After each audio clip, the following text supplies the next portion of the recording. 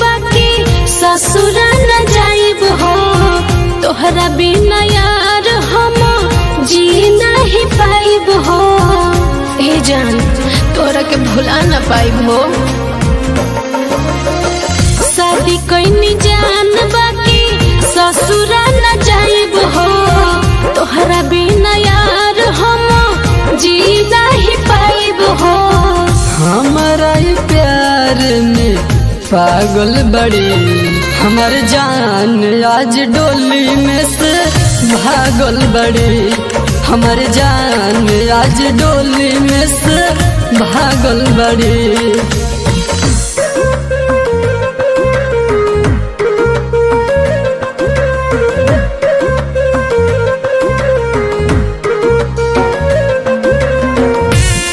इश्क और इबादत कहाँ जुदा है, इश्क और इबादत कहाँ जुदा है। कम वक्त जिस पर आ जाए वही खुदा है। कतनो समझाइबो बाकी मानब ना बात हो। जियब चाहे मरब हम तोहरे ही साथ हो।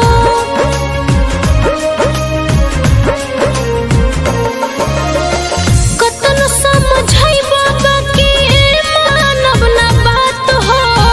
जियब चाहे मरब हम तोहरे ही साथ हो। देतानी सलाह लेके चल चल भाग हो। नहीं तो लगाइले हम देहिया में आग हो।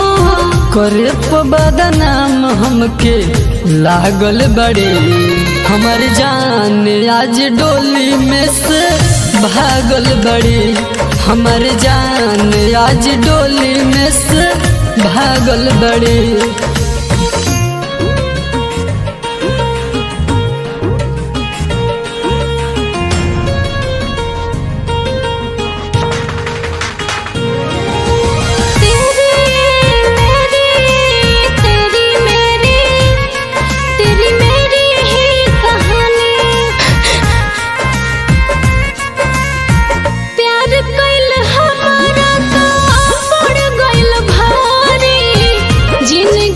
छछनत रहब विशाल बिहारी।